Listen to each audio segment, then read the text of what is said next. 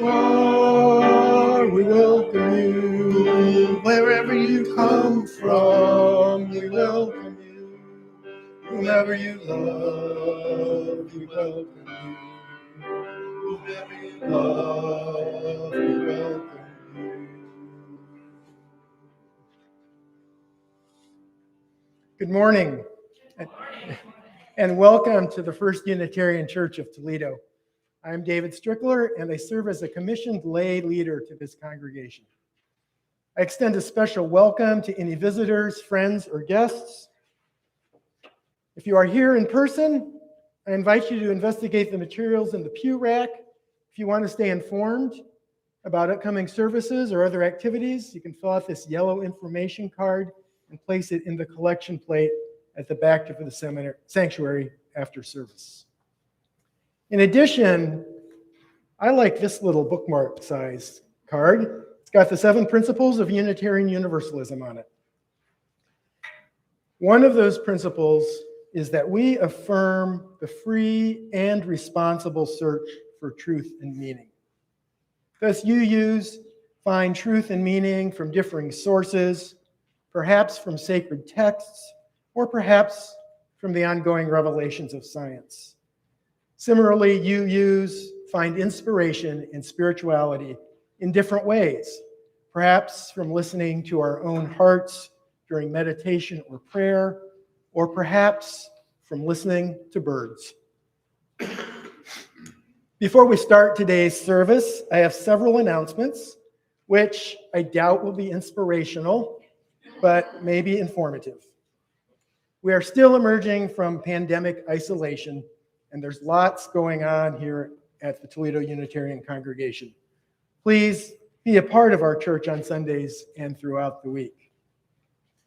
Many of you know that we are between music directors. Until we find church musicians to join our staff, we will have recorded music some Sundays and guest musicians when we can arrange it. As a preview, next week we'll have Leslie McCage and her quartet. On December 4th, Skylar Rady, who was a youth in this congregation, will be back with organ music. And for our December 18th all music service, Carrie Patrick Clark will be playing and singing for the all music service. We look forward to that Sunday morning concert. If you know church musicians who might be possibilities for the Toledo Unitarians music director, please make them aware that we're searching. And if you'd like to help with the music director search, you can contact Phil Zepp.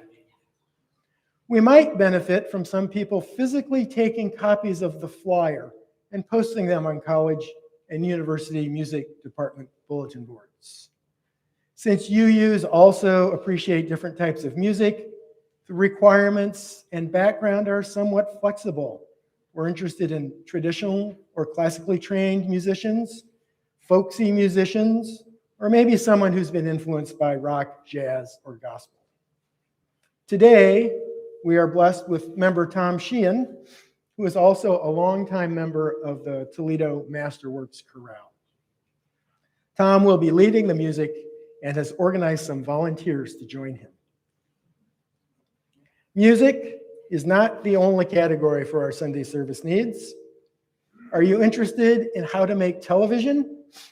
We need tech and production crew members, and no experience is necessary because our loyal production lead, Walter McGee, will provide training.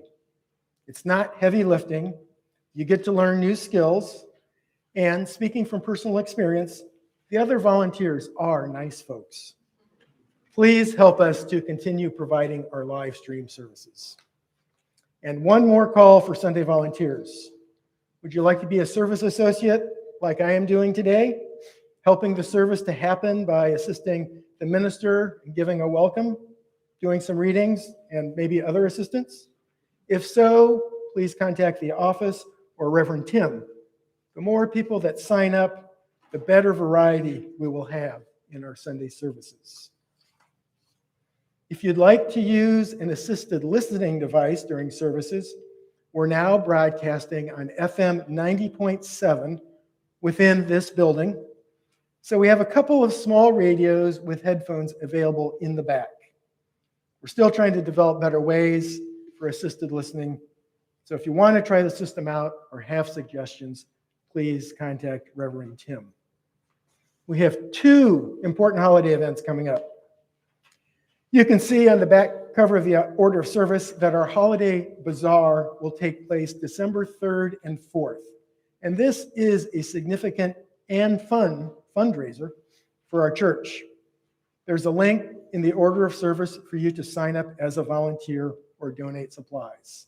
And please, if you're going to participate, do sign up. If you'd like to have a table as a vendor, contact the church office or Carla Logan Mercer, or use their uutoledo.org website WUFU contact form. And for the bazaar, the holiday home treasures table needs you. That is, needs you to make the first Unitarian table at our holiday bazaar full of beautiful and practical stuff. In other words, search your attic or basement or closets for those seasonal or holiday gifts, items that you are willing to donate in support of our church. Please let Julia McGee know by email or phone what you'll be putting on the holiday home treasures table. There she is waving at us. We are working this season with Sylvania Family Services to support 3 to 4 families who are in need this holiday season. For more details, please see the UUFYI, contact Luann Bilstein or Carol Keyerlieber for more details.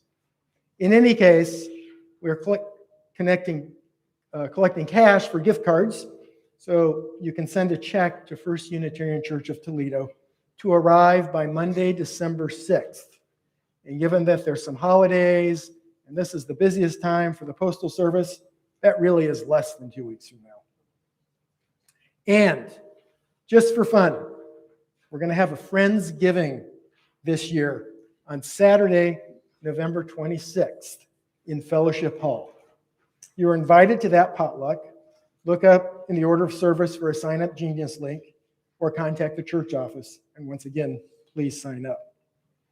We will be working on trying to make this available to remote viewers as well. The potluck will kick off at 11:30 and last until about 3:30. So some of you might be concerned that Friendsgiving occurs at the same time as the OSU-Michigan football game. I understand that there will be a TV set up so that anyone who values local college football as a spiritual activity will be affirmed. And I'll even give you odds. I give you 2-to-1 odds. Make that 3-to-1 odds that the food and fellowship here will be a winning combination. In any case, please notice the other announcements in the order of service, such as tomorrow evening's Together Women's Rise dinner, as well as our other ongoing activities.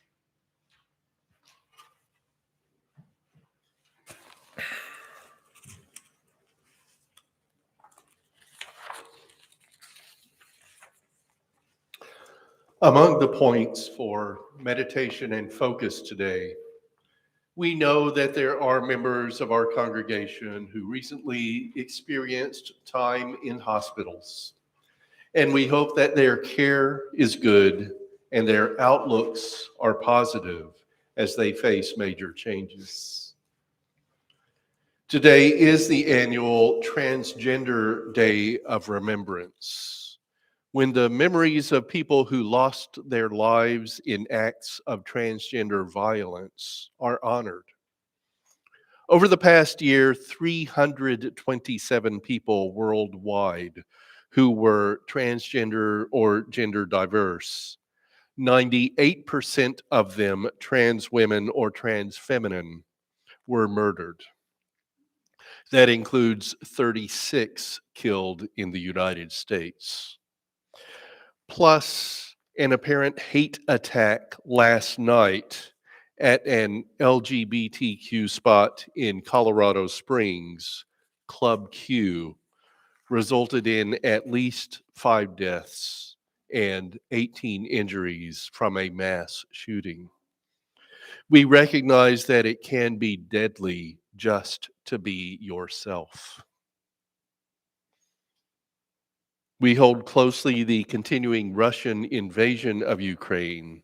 We side with the Ukrainians who must fight for their home. And we feel for the Russians wronged by their own government in this attempt at conquest of a neighbor. At post-election time, with most results known and political changes to happen in the state and nation, along with courts hearing cases that could affect our rights and customs, may we do well regardless of government, ego, and ideology. And Thanksgiving comes this week. Whether with family, chosen and or biological, or with friends or even alone, consider what you give thanks for. It doesn't have to be traditional. In our own lives and those of friends and family, there are health, relations, financial, and other challenges, including celebrating new lives and mourning deaths. One reason we join in religious gatherings is to realize these common links. May we have compassion for all.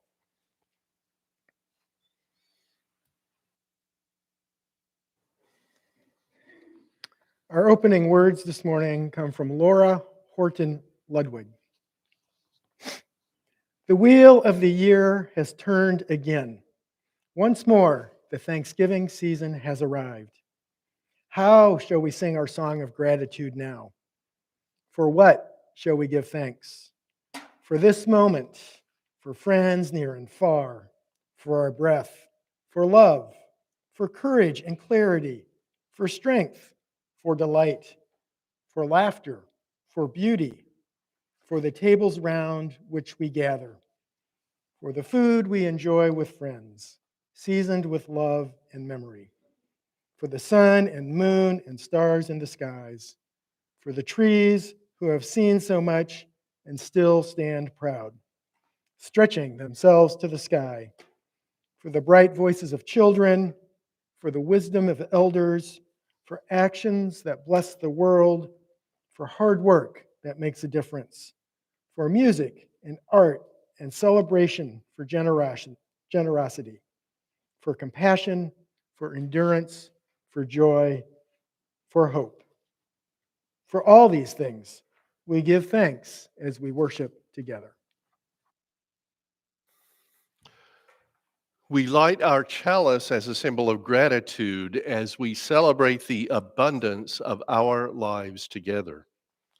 In this sanctuary, we harvest bushels of strength for one another and offer our crop with the hands of compassion and generosity.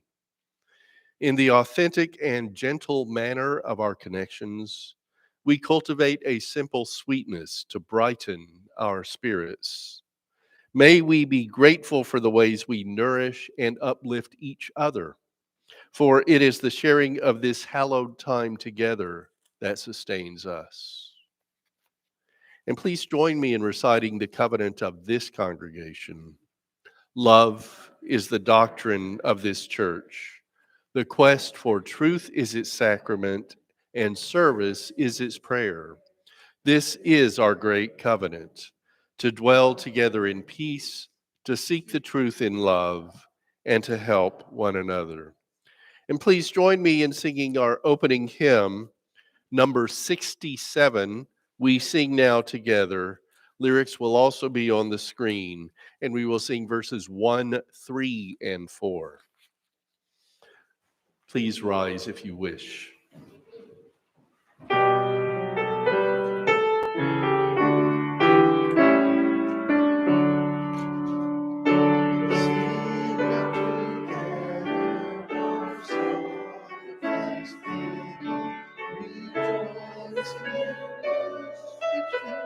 Ages have gone, life and thoughts and helps and goes and age beyond those which are forever. See without prophets the tears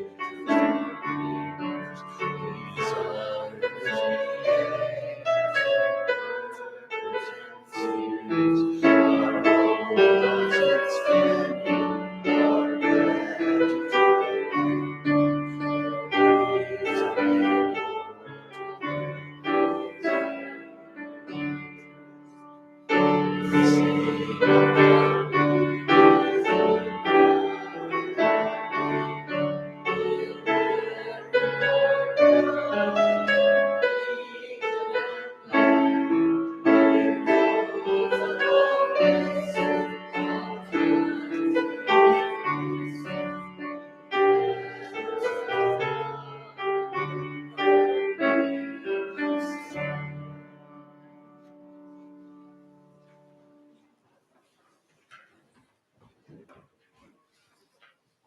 Good morning.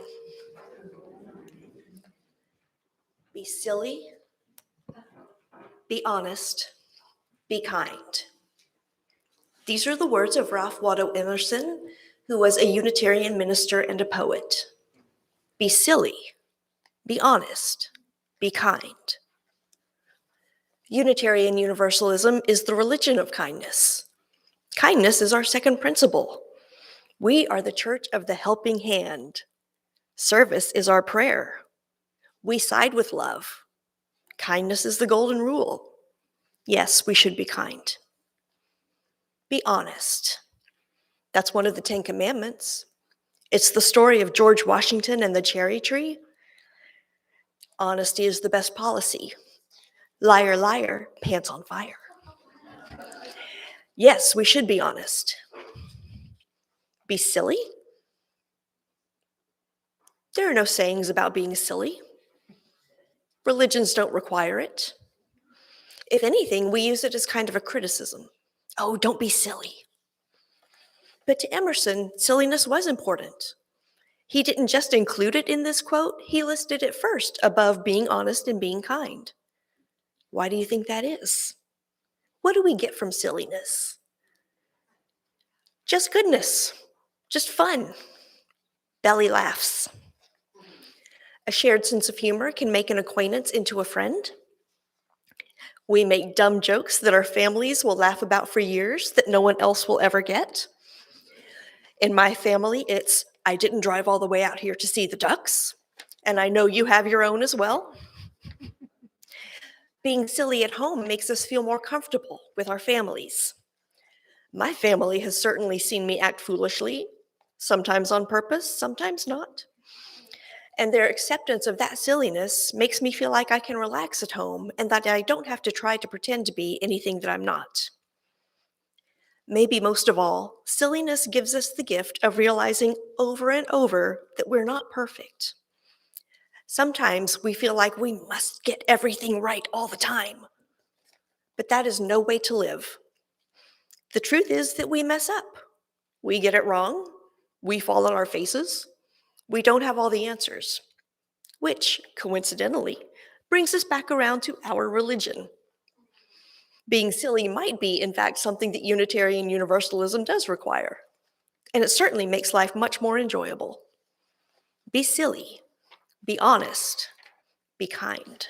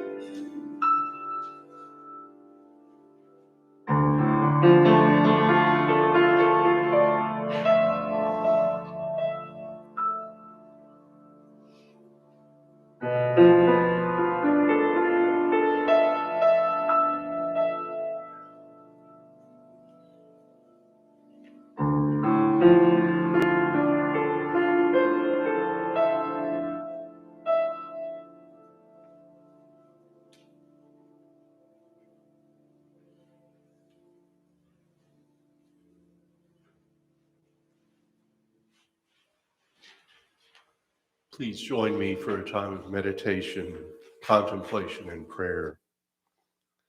This is Spirit of the Harvest by Gary Kowalski.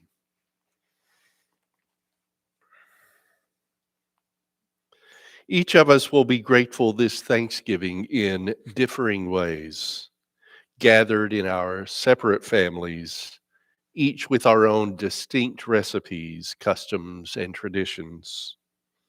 For some will have pies of mince, and others of pumpkin or apple. And some will dine early, and some sit down late to the meal, passing on the wisdom of the elders. As to the question of whether the stuffing should have raisins or currants, and whether to add sage to the gravy, for such differences of opinion make us truly appreciative, realizing that as there is no one right way to celebrate the gifts of life, so there is no wrong way to share in love or friendship. But amid our diversity, let us also be united in our gratitude for a world in which there are many faiths, a nation in which there is freedom of worship, a community in which people of many backgrounds can gather in mutual care and respect. Let's observe 1 minute of silence.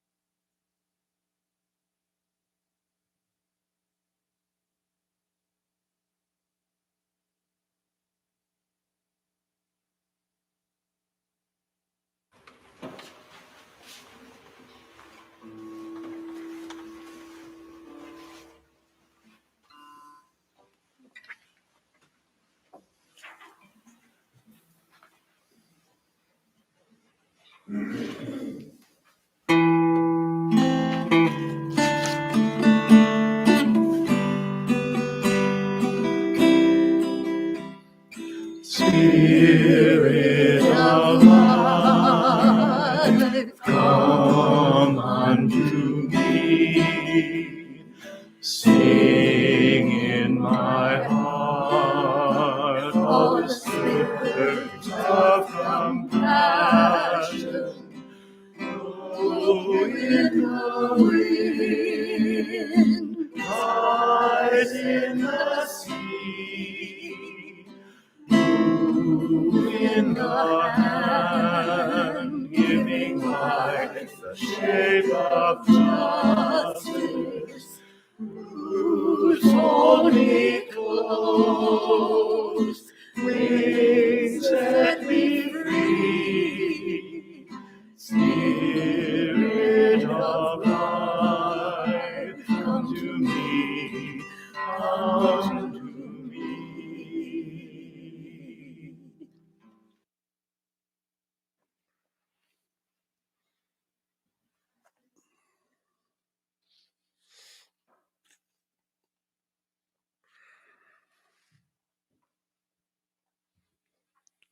Reading.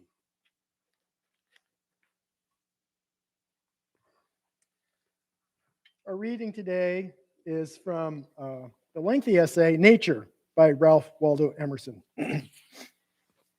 To speak truly, few adult persons can see nature. Most persons do not see the sun. At least they have a very superficial seeing. The sun illuminates only the eye of man, but shines into the eye and the heart of the child. The lover of nature is he whose inward and outward senses are still truly adjusted to each other. One who has retained the spirit of infancy even into the era of manhood. His intercourse with heaven and earth becomes part of his daily food. The presence of nature, a wild delight, runs through the man in spite of real sorrows.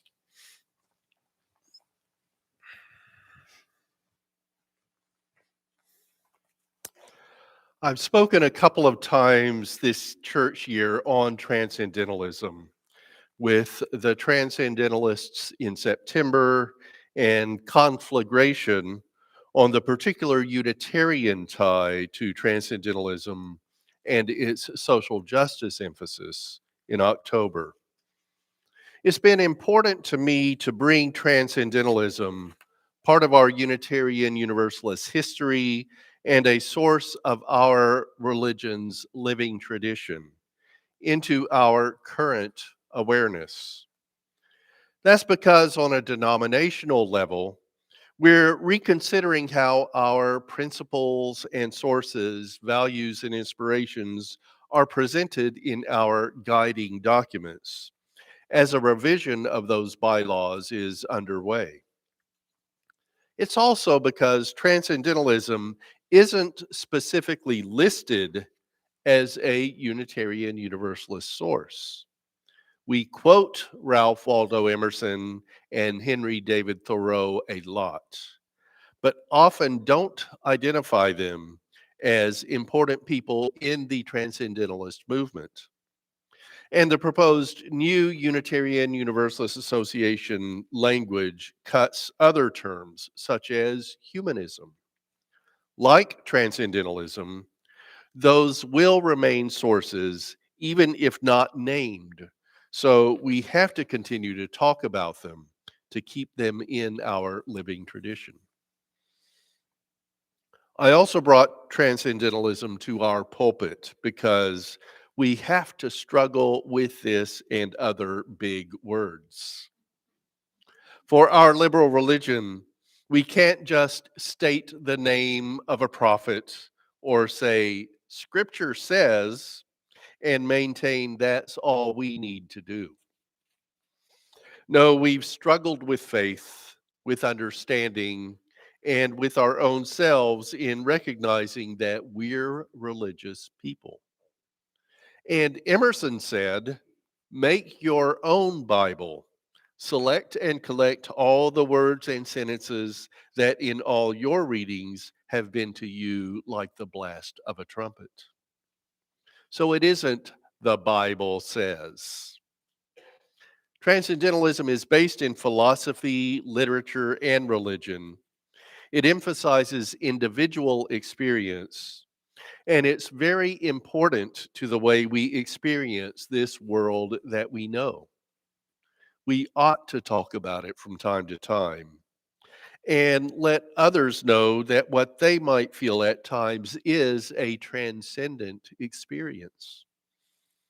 To be honest, in general, we really know too little about transcendentalism to be able to discuss it in detail. At least that's pretty much true for me, because it's been largely relegated to academia and high mindedness. And transcendentalism is really the basis of direct experience. It's just that we know the transcendentalists from their writing almost 2 centuries ago.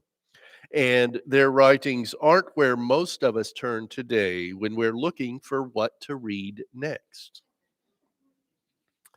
I'm bringing transcendentalism front and center for a few Sundays, and I hope you'll take up this grounding to explore transcendentalism more yourself.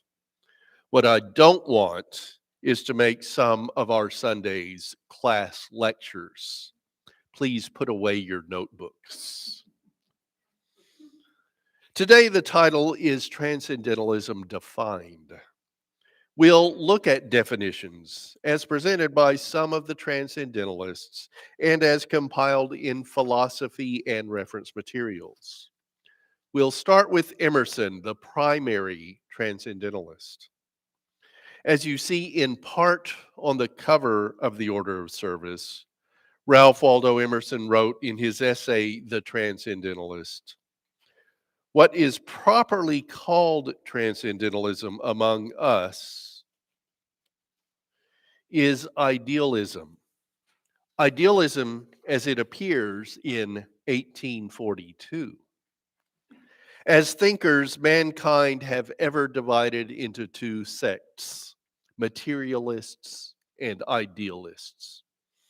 The first class founding on experience, the second on consciousness. The first class beginning to think from the data of the senses. The second class perceive that the senses are not final and say, the senses give us representations of things, but what are the things themselves? They cannot tell. The materialist insists on facts, on history, on the force of circumstances, and the animal wants of man.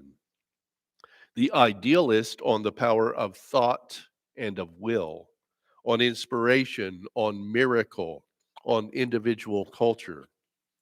These two modes of thinking are both natural, but the idealist contends that his way of thinking is in higher nature. This isn't 1842, which might be why we're taking a Sunday to examine definitions.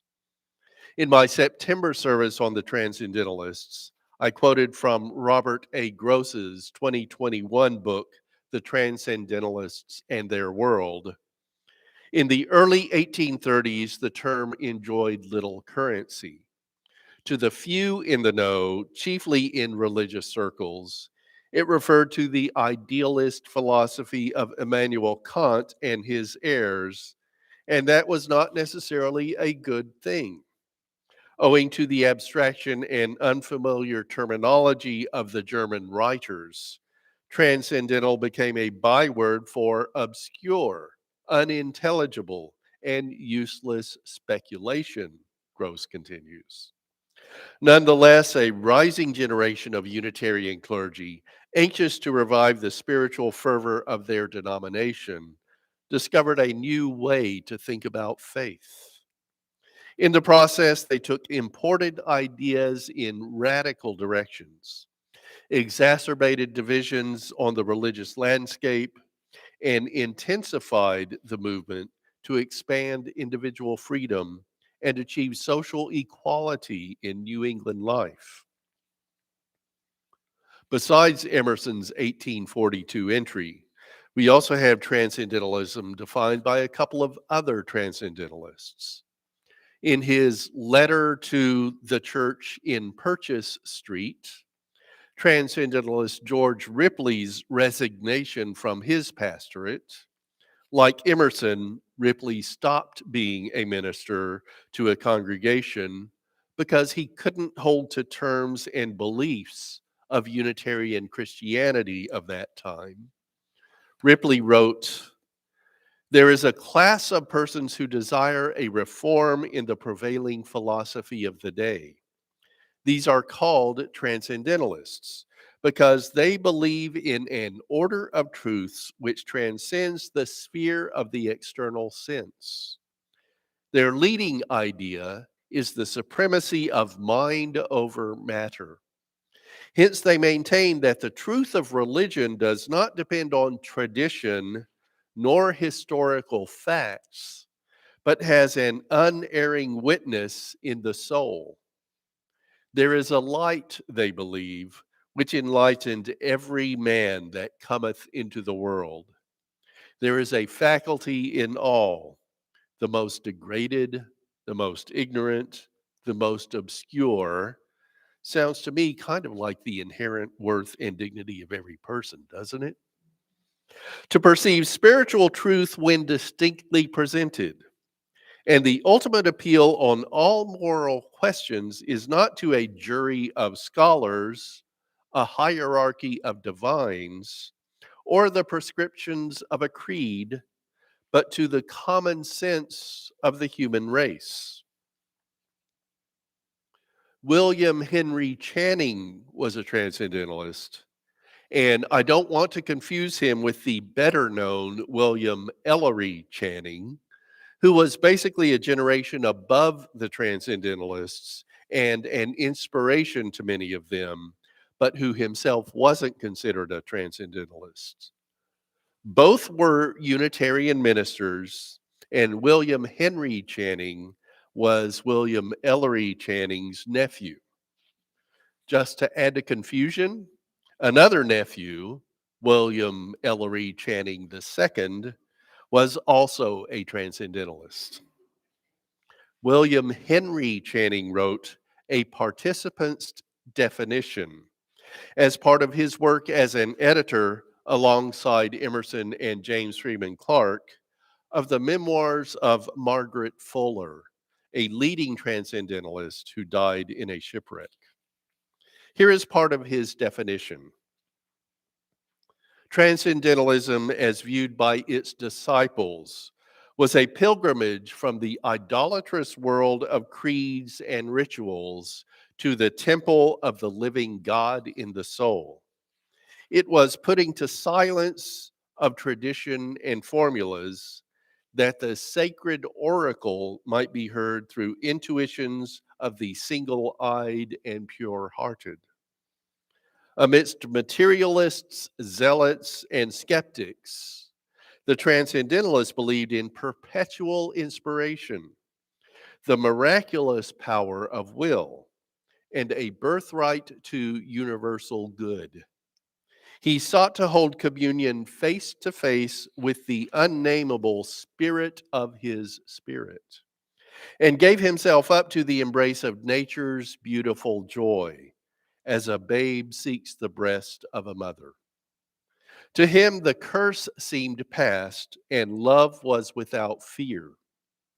All mine is thine sounded forth to him in ceaseless benediction, from flowers and stars, through the poetry, art, heroism of all ages, in the aspirations of his own genius, and the budding promise of the time.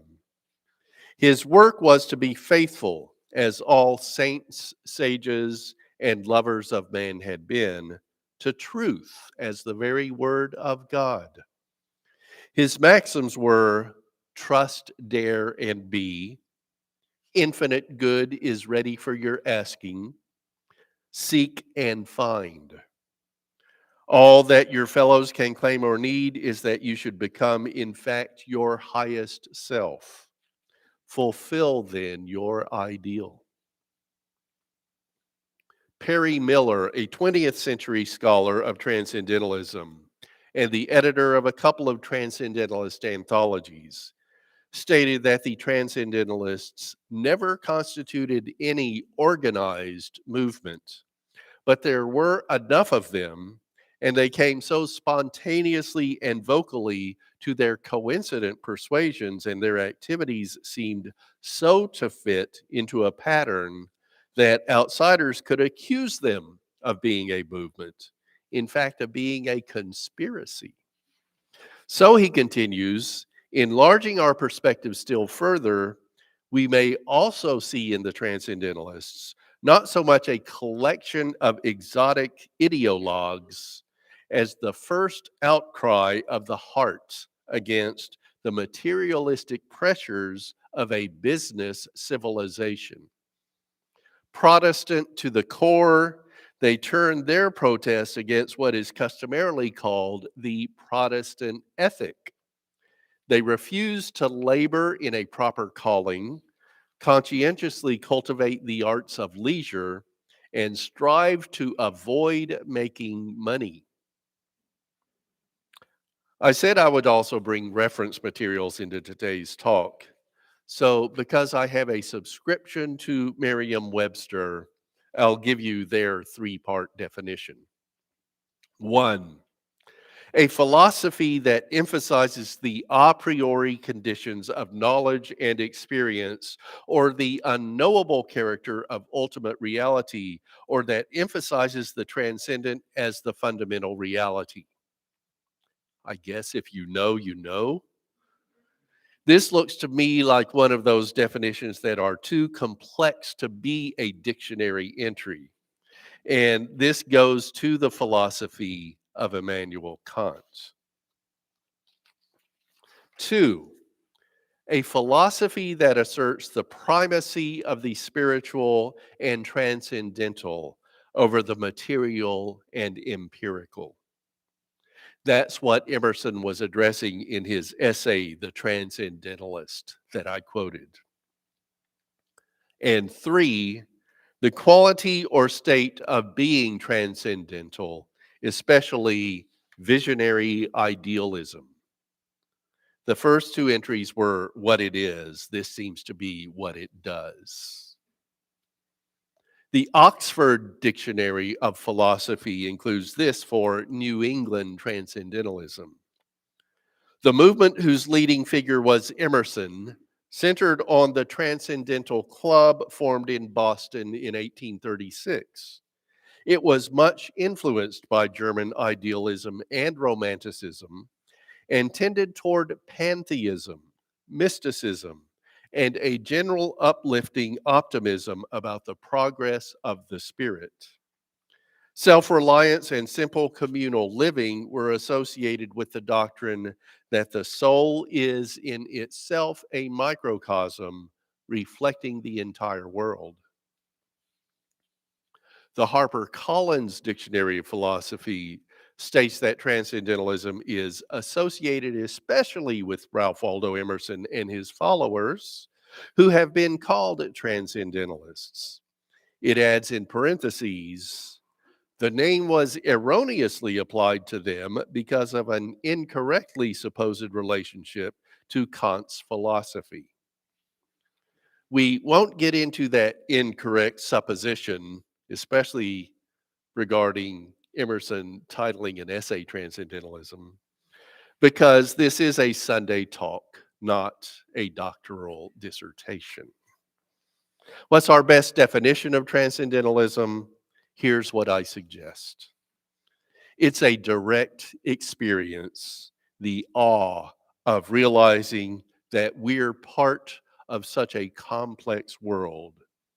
So while science and exploration might tell the story of the world and history of people's place in it, transcendentalism is our living unfiltered, experiencing the wonders of nature and reality, especially those aspects that we really can't explain and the wonders that make life art. Can you live with that? I hope so. That transcends the humdrum and elevates our lives, doesn't it?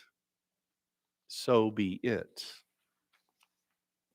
Now I invite Judy Pascalis to talk about our stewardship drive. The humdrum, she said.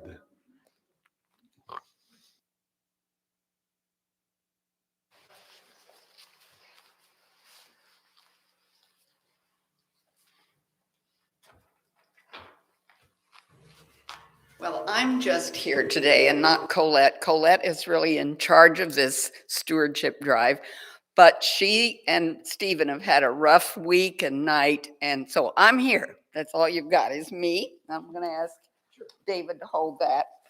But I'd like to give Colette, I'm sure she's watching, a round of applause because she made sure that all the I's were dotted and all the T's crossed, and we're not done yet. This is the last day, we said. However, we've only had about 50% of you send in your pledge or bring your pledge. So we really need for you to get on it and bring in your pledge.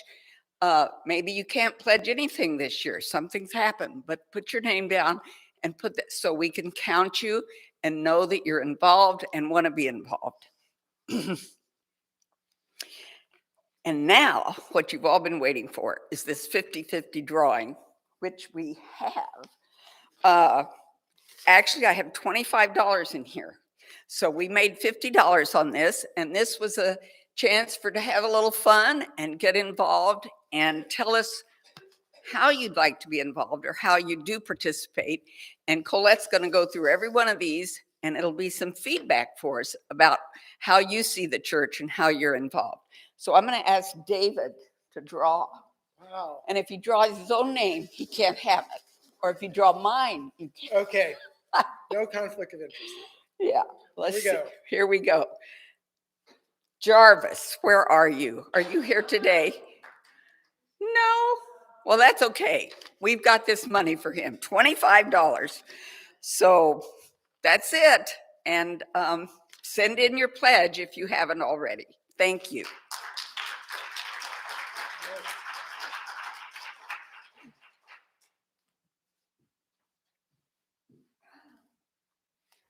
So thank you for that, Judy, and our best wishes to Colette and Stephen. I hope they recover soon. So that was the appeal for our annual operating budget. Like all other UU congregations, this congregation is supported solely by donations of friends and members. So you can give in the more immediate term by going to our website, uutoledo.org, or sending a check to 3205 Glendale, Toledo, or dropping your donation in a basket at the back of the church after the service. So let us take a moment now to enjoy the offertory music offered by Tom Sheehan.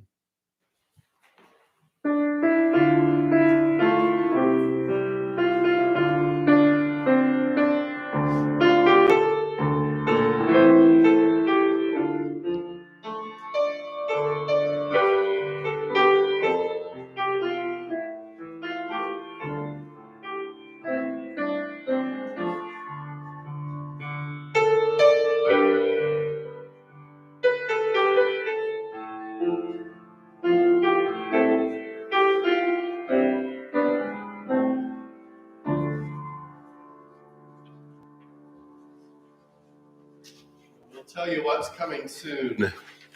Next Sunday at our 9:45 a.m. spiritual forum, Dave Murray will be presenting, and he will talk about suicide prevention protocol.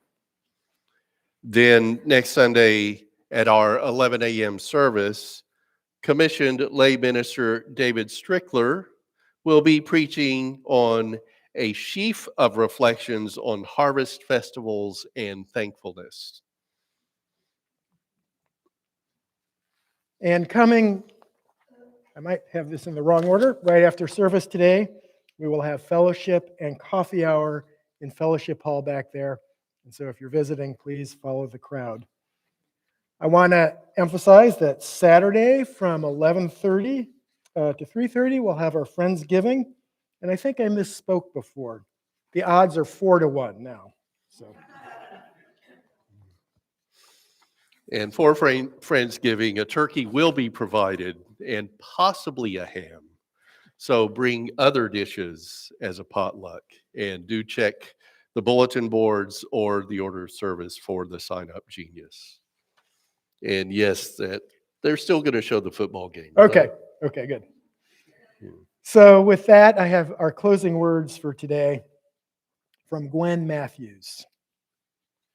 Today, we're thankful for you and what you bring to our church.